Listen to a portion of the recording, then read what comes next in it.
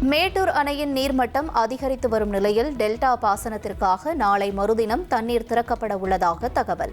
முதலமைச்சர் விஜய் நேரில் சென்று தண்ணீர் திறந்துவிட உள்ளதாகவும் கூறப்படுகிறது.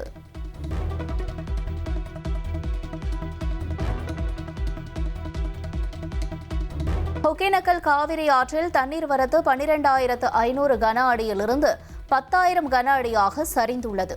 சுற்றுலா பயணிகளின் பாதுகாப்பு கருதி பரிசல் இயக்க விதிக்கப்பட்ட தடை 11வது நாளாக நீட்டிக்கப்பட்டுள்ளது.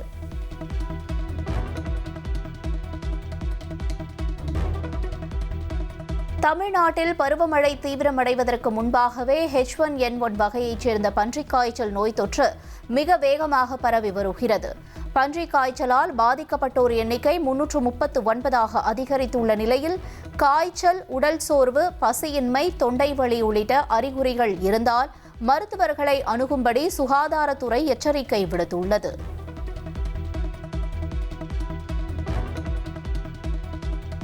தமிழ்நாட்டில் அரசு பணிகளில் தமிழ் வழி கல்வியில் படித்தோருக்கு முன்னுரிமை வழங்கும் மசோதாவிற்கு ஆளுநர் அர்லேகர் ஒப்புதல் அளித்துள்ளார்.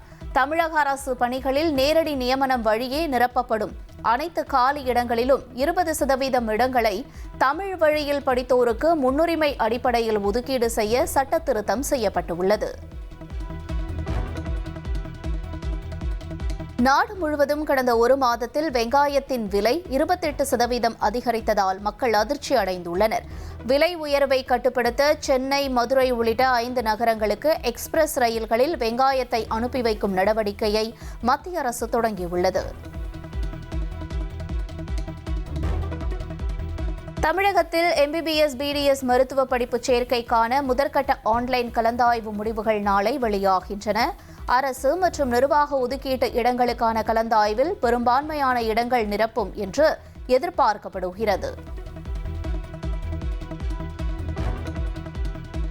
விழுப்புரம் அருகே மைதானத்தில் கிரிக்கெட் விளையாடிக் கொண்டிருந்த இளைஞர் திடீரென மயங்கி விழுந்து உயிரிழந்த சோகம்.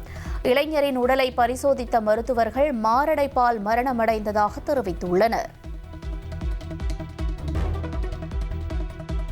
திருவண்ணாமலை அண்ணாமலையார் திருக்கோயிலில் இந்து சமய அறநிலையத்துறை அமைச்சர் ரமேஷ் திடீர் ஆய்வு மேற்கொண்டார். அப்போது விஐபிகள் தொடர்ந்து தரிசனம் செய்வதால் தங்களால் தரிசனம் செய்ய முடிவதில்லை என்று அமைச்சரிடம் பொதுமக்கள் புகார் தெரிவித்தனர். திருவண்ணாமலைக்கு முதல் முறையாக ஆய்வுக்கு வந்துள்ளதாக கூறிய அமைச்சர் அனைத்தையும் சரிபார்த்து உரிய நடவடிக்கை எடுப்பதாக உறுதியளித்தார். கோயில் போவோம் வருவோம், லோக்கலாக இருந்ததுனால கொஞ்சம் கட்டி போயிட்டு வர முடியல. அதுக்கு எதனா ஒரு வழி லோக்கலாக கண்டிப்பாக வந்து பண்ணி கொடுங்க. செக் பண்ணிட்டு நான் சென்னையிலேருந்து வரோம். நாமக்கல் மாவட்டம் குமாரபாளையம், பள்ளிப்பாளையம் பகுதிகளில் விதிமுறைகளை மீறி செயல்பட்ட 10 சாயப்பட்டறைகள் இடித்து அகற்றப்பட்டன. மேலும் 21 சாயப்பட்டறைகளில் மின் இணைப்புகள் துண்டிக்கப்பட்டன. காவிரியில் கழிவுநீர் கலப்பதை தடுக்க தொடர் கண்காணிப்பு தேவை என்று பொதுமக்கள் வலியுறுத்தினர். நாமக்கல் மாவட்டம் பள்ளிப்பாளையத்தைச் சேர்ந்த தொழிலதிபரிடம் குறைந்த வட்டியில் 100 கோடி ரூபாய் கடன் பெற்று தருவதாக கூறி 2,75,00,000 ரூபாய் மோசடி செய்த நபர் கைது. நாமக்கல் குற்றப்பிரிவு போலீசார் நடத்திய விசாரணையில் அதே நபர் மேலும் பலரிடம் பண மோசடியில் ஈடுபட்டது அம்பலமாகியுள்ளது. திருச்செந்தூர் சுப்பிரமணிய சுவாமி கோயிலின் பிரசித்தி பெற்ற பன்னீர் இலை விபூதி பிரசாதம் முதல் முறையாக ஆன்லைன் மூலம் விற்பனை செய்யப்படுகிறது. இதற்கான ஏற்பாட்டை கோயில் நிர்வாகம் செய்திருந்தது. திருச்செந்தூரின் தனிச்சிறப்பான பன்னீர் இலையில் வைக்கப்பட்ட திருநீறு, முட்டப்புது 100 கிராம், மூலவர் மற்றும் சண்முகர் புகைப்படம் என மொத்தம் 160 கிராம் எடை கொண்ட பிரசாதம் 120 ரூபாய்க்கு விற்பனை செய்யப்பட்டது. மேலும் கோயில் நிர்வாகத்தின் இணையதளம் மூலம் பக்தர்கள் இதனை பெற்றுக்கொள்ள ஏற்பாடு செய்யப்பட்டுள்ளது. குறிப்பாக கோயிலுக்கு நேரில் வர முடியாத பக்தர்களும் பிரசாதத்தை பெறும் வகையில் இந்த ஏற்பாடு செய்யப்பட்டதால் பக்தர்கள் மகிழ்ச்சி தெரிவித்தனர். மத்திய அரசின் நல்லாசிரியர் விருது அறிவிக்கப்பட்டுள்ள கோவை PSG பாலிடெக்னிக் கல்லூரி ஆசிரியர் சசிகலா, ஆசிரியர் பணி என்பது வெறும் கற்பிப்பது மட்டுமல்ல, இளைஞர்களின் கனவுகளை நோக்கி அவர்களின் மனதினை கட்டமைப்பது என்று தெரிவித்துள்ளார். மேலும் மத்திய அரசின் விருதை பெறுவது மகிழ்ச்சியும் பெருமையும் அளிப்பதாகவும் இந்த விருதை பெற உறுதுணையாக இருந்த மாணவர்களுக்கும் ஆசிரியர்களுக்கும் நிர்வாகத்திற்கும் நன்றி தெரிவிப்பதாகவும் கூறினார். என்னுடைய பேரண்ட்ஸ், ஃபேமிலி, என்னுடைய teachers, leaders like former principals and our present principal doctor P Giriraj sir எல்லாத்தோட சப்போர்ட்னால இந்த whatever the new initiatives we have taken, they all given so much freedom and then they encouraged to execute all these tasks. And because of students I'm here, I hope I have shaped many of my students' life and I have mentored, counseled. Teacher job it's not only just teaching the subject alone. Beyond that, it's a much more responsibilities we have, like shaping their young minds towards their dreams, and they are going to be the future generation for the nation. திருமதி சசிகலா அவர்களுக்கு national நல்லாசிரியர் விருது கிடைச்சிருக்குது. So இது 2026 உண்டான award. இதே மாதிரி 2023 doctor Brinda அப்படிங்கிறவங்க டிசிஎன் டிபார்ட்மெண்ட், கம்ப்யூட்டர் நெட்வொர்க்கிங் டிபார்ட்மெண்ட்ல இதே விருது வாங்கியிருக்கிறாங்க. உயர்கல்வித்துறையில் பார்த்தீங்கன்னா சமீப காலமாக ஒரு 25 அவார்டுகள் கொடுத்துட்டு இருக்காங்க நேஷனல் லெவலில் இருக்கிற ஹையர் எஜுகேஷன் இன்ஸ்டிடியூஷன்ஸ்க்கு. அதில் பிஹெச்சி பாலிடெக்னிக் காலேஜ் 2வது முறையாக இந்த அவார்டு வாங்கியிருக்குது. ஸோ உண்மையிலே இது கல்லூரிக்கு மிகப்பெரிய பெருமையாக தான் நாங்கள் பார்க்குறோம். தாம்பரம் அருகே பாரத மாதா சாலையில் பயணிகளுடன் சென்ற மினி அரசு பேருந்தை ஓரமாக நிறுத்திய ஓட்டுநரும் நடத்துனரும் சாலையோர கடையில் டிஃபன் சாப்பிட சென்ற சம்பவம் அரங்கேறியுள்ளது. இதனால் அதிருப்தியடைந்த பயணிகள் பேருந்திலிருந்து இறங்கி நடந்து சென்றனர். பயணிகள் நடந்து செல்வதை கண்டபோதிலும் உணவை முடித்த பின்னரே இருவரும் பேருந்தில் திரும்பிச் சென்றனர்.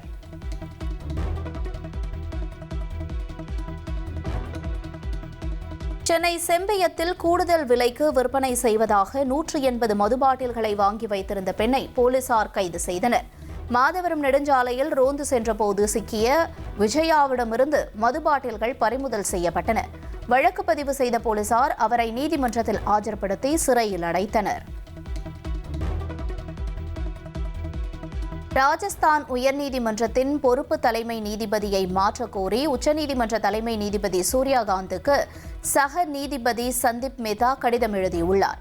பொறுப்பு தலைமை நீதிபதி சஞ்சீவ் பிரகாஷ் சர்மா பணக்கார மனுதாரர்களுக்கு சாதகமாக வழக்குகளின் பட்டியலை மாற்றியமைப்பதாகவும் தனது அதிகாரங்களை தவறாக பயன்படுத்துவதாகவும் நீதிபதி சந்தீப் மேத்தா இக்கடிதத்தில் குற்றஞ்சாட்டியுள்ளார். திருவண்ணாமலை அண்ணாமலையார் கோயிலில் செப்டம்பர் 1ஆம் தேதி முதல் பக்தர்கள் செல்போன் கொண்டு செல்ல தடை விதிக்கப்பட உள்ளதாக இந்து சமய அறநிலையத்துறை அமைச்சர் ரமேஷ் தெரிவித்துள்ளார். கோயிலில் கருவறையை புகைப்படம் எடுப்பது, கியூ லைனில் செல்போன் பயன்படுத்துவது, கோயில் வளாகத்தில் ரீல்ஸ் எடுப்பது உள்ளிட்ட செயல்களால் பக்தர்களின் அமைதிக்கு பாதிப்பு ஏற்படுவதாக கூறி இந்த நடவடிக்கை எடுக்கப்பட உள்ளது. மேலும் கோயிலில் பக்தர்கள் விரைவாக தரிசனம் செய்வதற்கான ஏற்பாடுகள் குறித்து அமைச்சர் ரமேஷ் ஆய்வு மேற்கொண்டார். இடைத்தரகர்களை ஒழிக்கும் வகையில் முக்கிய பிரமுகர்கள் உள்ளிட்டோர் ஆன்லைனில் முன்பதிவு செய்து தரிசனம் செய்யும் வசதி விரைவில் கொண்டுவரப்படும் என்றும் அமைச்சர் தெரிவித்தார். பக்தர்களுக்கு அவசர உதவி வழங்க தன்னார்வலர்கள், கூடுதல் போலீசார் மற்றும் மருத்துவர்கள் நியமிக்கப்பட உள்ளதாகவும் அவர் கூறினார். கோவையில் மதுபோதையில் ஏற்பட்ட தகராறில் நபர் ஒருவரை அடித்துக் கொன்றுவிட்டு சாலையோரம் உடலை வீசி சென்ற தூத்துக்குடியைச் சேர்ந்த வாலிபர் சூலூர் காவல் நிலையத்தில் சரணடைந்துள்ளார். புகாரை பெற்றுக்கொண்ட சூலூர் போலீசார் சம்பந்தப்பட்ட பகுதி தங்களது எல்லைக்கு வராது என்பதால் நீலாம்பூர் போலீசாருக்கு தகவல் தெரிவித்தனர். அதன் பிறகு உடலை கைப்பற்றிய நீலாம்பூர் காவல்துறையினர் பிரேத பரிசோதனைக்காக கோவை அரசு மருத்துவமனைக்கு அனுப்பி வைத்தனர்.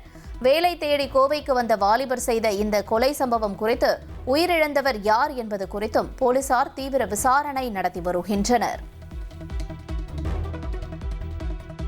தேனி மாவட்டம் ஆண்டிப்பட்டி அருகே உள்ள வருசநாடு பகுதியில் தெருநாய்களின் எண்ணிக்கை பெருமளவில் அதிகரித்து வருவதால் பொதுமக்கள் மற்றும் வாகன ஓட்டிகள் கடும் அச்சத்தில் உறைந்துள்ளனர். தெருக்களில் கூட்டம் கூட்டமாக உலா வரும் நாய்கள் வழியாக நடந்து செல்பவர்களையும் இருசக்கர வாகனங்களில் செல்வோரையும் திடீரென விரட்டி அச்சுறுத்தி வருவதால் அரசு துரித நடவடிக்கை எடுக்க வேண்டும் என்று அப்பகுதி மக்கள் கோரிக்கை வைத்துள்ளனர்.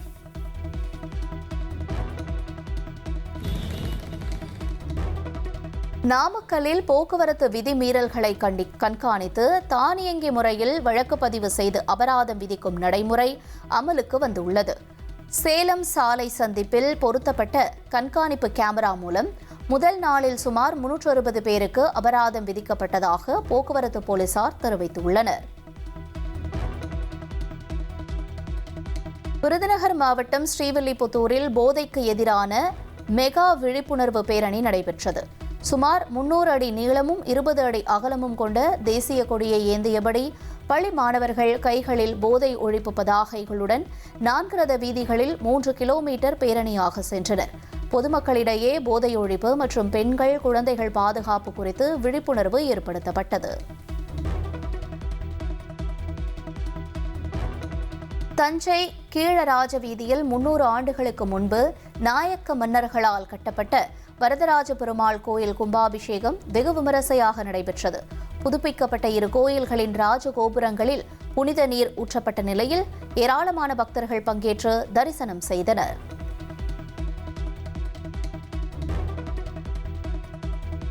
திருவள்ளூர் அடுத்த திருவாலங்காடு பகுதியில் சமூக நீதி பள்ளி மாணவர் விடுதியில் பெண் சமையலருக்கு பாலியல் தொல்லை அளித்ததாக வார்டன் மோகன் பணியிடை நீக்கம் செய்யப்பட்டுள்ளார்.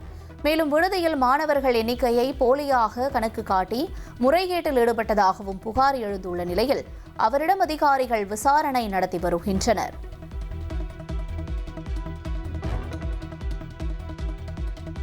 திருவள்ளூர் மாவட்டம் கடம்பத்தூர் அகரம் பகுதியில் இறுதி ஊர்வலத்தில் நடனமாடுவதில் ஏற்பட்ட மோதலில் அரிவாளால் வெட்டப்பட்ட தாவேக நிர்வாகி மணிகண்டன் சிகிச்சை பலனின்றி உயிரிழந்தார்.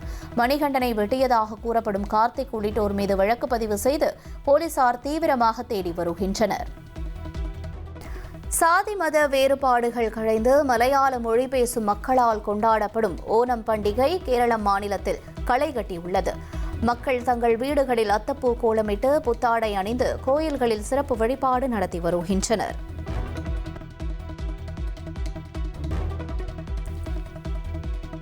உலகெங்கும் வாழும் மலையாள சொந்தங்கள் அனைவருக்கும் எனது இதயங்கனிந்த ஓணம் திருநாள் நல்வாழ்த்துக்கள் என்று முதல்வர் விஜய் கூறியுள்ளார்.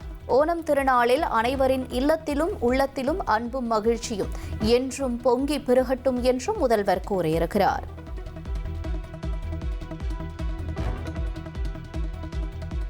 ஓணம் பண்டிகையொட்டி சென்னை கோடம்பாக்கம் மகாலிங்கபுரம் கோயிலில் சிறப்பு வழிபாடு. மலையாள மொழி பேசக்கூடிய மக்கள் புத்தாடை அணிந்து சிறப்பு பூஜையில் பங்கேற்றனர்.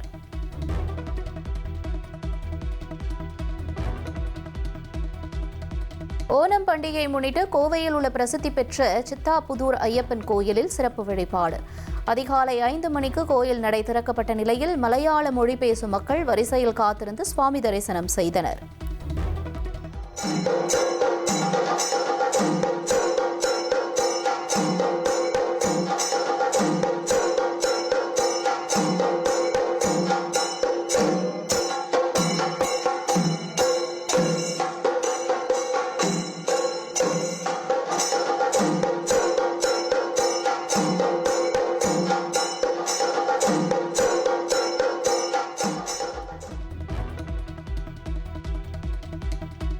நெல்லையில் வசித்து வரும் மலையாள மொழி பேசும் மக்கள் ஓணம் பண்டிகையை உற்சாகமாக கொண்டாடி மகிழ்ந்தனர். மகாபலி சக்கரவர்த்தியை வரவேற்கும் வகையில் வீடுகள் முன்பு அத்தப்பூ கோலம் போட்டு பாரம்பரிய கேரள உடை அணிந்து ஓணத்தை கொண்டாடினர்.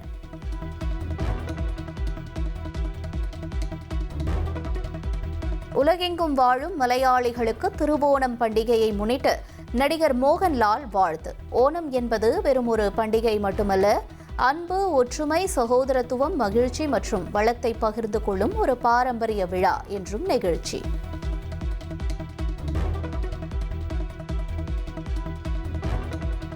மத்திய பிரதேச மாநிலம் மான்ஸ்டர் மாவட்ட அரசு மருத்துவமனையில் ரூபாய் 4 லட்சம் மதிப்பிலான தங்கம், வெள்ளி நகைகள் மற்றும் பணம் இருந்த பையை திருநாய் ஒன்று கவ்வி சென்ற சம்பவம் பரபரப்பை ஏற்படுத்தியது. காட்சிகளை முதல்ல பார்க்கலாம்.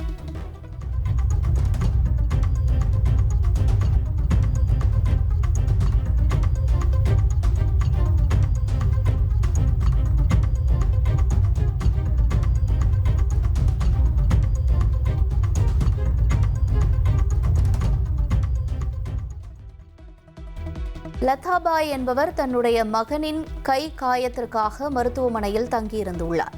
வீட்டில் பாதுகாப்பாக இருக்காது என கருதி சுமார் 4 லட்சம் ரூபாய் மதிப்பிலான நகைகள், 2000 ரூபாய் ரொக்கம் மற்றும் பிஸ்கட் உள்ளிட்ட உணவுப் பொருட்களை ஒரு பையில் வைத்திருந்துள்ளார். நள்ளிரவில் மருத்துவமனைக்குள் நுழைந்த திருநாய் ஒன்று உணவின் வாசனையால் அந்த பையை கவ்வி சென்றிருக்கிறது. பை காணாமல் போனதாக புகார் அளிக்கப்பட்ட நிலையில் போலீசார் சிசிடிவி காட்சிகளை ஆய்வு செய்தபோது நாய் பையை தூக்கிச் சென்றது தெரிய வந்தது. இதையடுத்து நாயின் பாதையை பின்தொடர்ந்து சென்ற போலீசார் மருத்துவமனை வளாகத்திலேயே நகைகள் மற்றும் பணம் முழுமையாக இருந்த பையை மீட்டு லதாபாயிடம் ஒப்படைத்தனர்.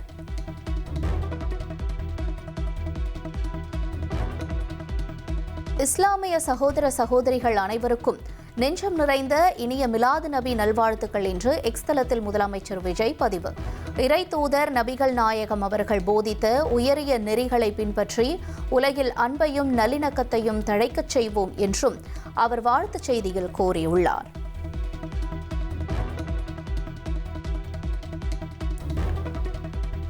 பரந்தூரில் விமான நிலையம் அமைக்க கையகப்படுத்தப்பட்ட நிலத்தை என்ன செய்ய போகிறீர்கள் என்று தவேக அரசுக்கு மார்க்சிஸ்ட் கம்யூனிஸ்ட் மாநில செயலாளர் சண்முகம் கேள்வி எழுப்பியுள்ளார். வேறு திட்டத்திற்கு நிலத்தை பயன்படுத்துவது சட்டவிரோதம் என்பதால் விவசாயிகளிடமே அவர்களின் நிலங்களை திருப்பி ஒப்படைக்க வேண்டும் என்றும் அவர் வலியுறுத்தியுள்ளார். பரந்தூரில் விமான நிலையத்திற்கு கையகப்படுத்திய நிலத்தை மீண்டும் விவசாயிகளிடம் ஒப்படைப்பது குறித்து சட்ட வல்லுநர்களுடன் ஆலோசிக்க வேண்டியிருப்பதாக அமைச்சர் ராஜ்மோகன் விளக்கமளித்துள்ளார். தமிழ்நாட்டுக்கு விவசாயமும் வேண்டும், விமான நிலையமும் வேண்டும் என்றும் அவர் கூறியுள்ளார்.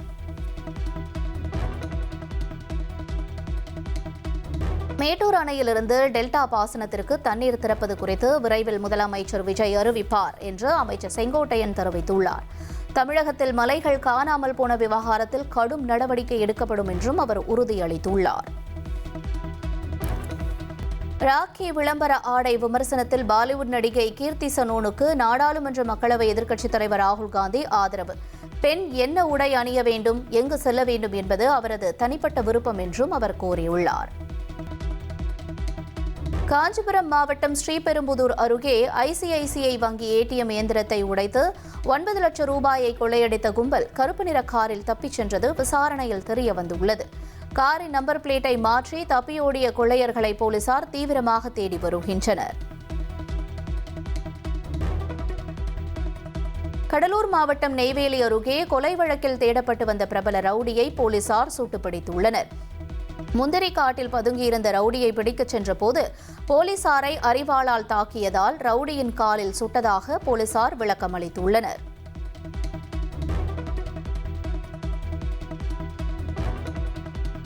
திருவள்ளூர் மாவட்டம் வெங்கல் அருகே நிபந்தனை ஜாமீனில் வந்து கையெழுத்து போட்டு திரும்பிய இளைஞர் வெட்டிக் கொல்லப்பட்ட வழக்கு. கல்லூரி மாணவன் உட்பட 6 பேரை விரைந்து கைது செய்து சிறையில் அடைப்பு. விருதுநகர் மாவட்டம் ஸ்ரீவில்லிபுத்தூர் அருகே வீடு புகுந்து தந்தை மற்றும் மகனை அரிவாளால் வெட்டிய சம்பவம் பரபரப்பை ஏற்படுத்தியுள்ளது. தாக்குதல் நடத்திய கும்பல் வசிக்கும் பகுதிக்கு சென்ற எதிர்த்தரப்பினர் 20க்கும் மேற்பட்ட இருசக்கர வாகனங்கள் மற்றும் ஆட்டோக்களை அடித்து நொறுக்கியதால் பதற்றம் அதிகரிப்பு. கரூர் மாவட்டம் குளித்தலை அருகே 2 லாரிகள் நேருக்கு நேர் மோதிய விபத்தில் 2 ஓட்டுநர்கள் சம்பவ இடத்திலேயே உடல் நசுங்கி உயிரிழந்தனர். லாரிகளின் பின்னால் வந்த காரும் விபத்தில் சிக்கிய நிலையில் ஓட்டுநர்களின் உடல்களை தீயணைப்புத்துறை வீரர்கள் நீண்ட நேரம் போராடி மீட்டனர். சத்தியமங்கலம் புலிகள் காப்பகத்திலிருந்து வெளியே வந்த கொம்பன் யானை செல்போனில் படம் பிடித்த இளைஞர்களை துரத்தியதால் பரபரப்பு. யானையிடமிருந்து நூல் இழையில் இளைஞர்கள் உயிர் தப்பிய நிலையில் வனப்பகுதியில் உள்ள சாலைகளில் செல்லும் பயணிகள் எச்சரிக்கையுடன் செல்ல வனத்துறை அறிவுறுத்தல்.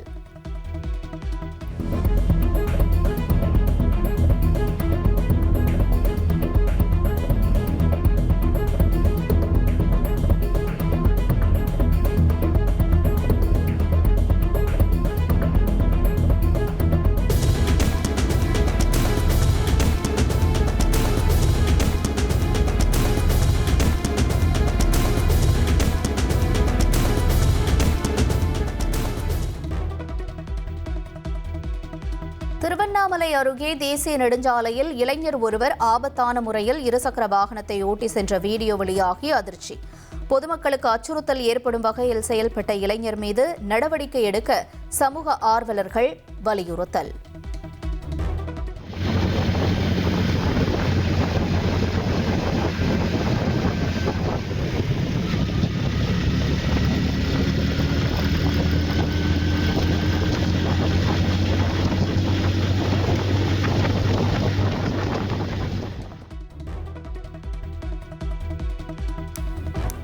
கடலூர் கடற்கரையில் புதிய தாவர இனத்தை அண்ணாமலை பல்கலைக்கழக ஆராய்ச்சி மாணவர்கள் கண்டுபிடித்துள்ளனர். ஜனாதிபதியை குறிப்பிடும் வகையில் புதிய தாவரத்திற்கு லூகாஸ் திரௌபதியே என்று மாணவர்கள் பெயரிட்டுள்ளனர்.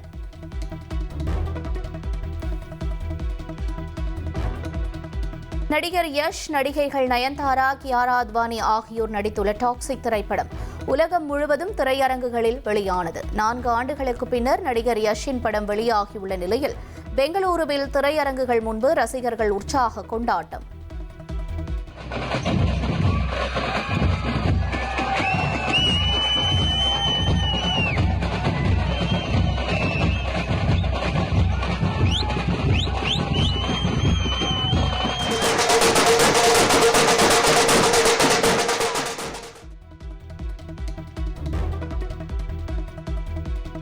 இந்தியாவுக்கு எதிரான 2வது டெஸ்ட் போட்டியின் முதல் இன்னிங்ஸில் இலங்கை அணி 290 ரன்களுக்கு ஆல் அவுட் ஆனது. 213 ரன்கள் பின்தங்கி ஃபாலோ ஆன் பெற்ற நிலையில் 2வது இன்னிங்ஸை தொடங்கிய அந்த அணி உணவு இடைவேளையின் போது 82 ரன்களுக்கு 2 விக்கெட்டுகளை இழந்தது.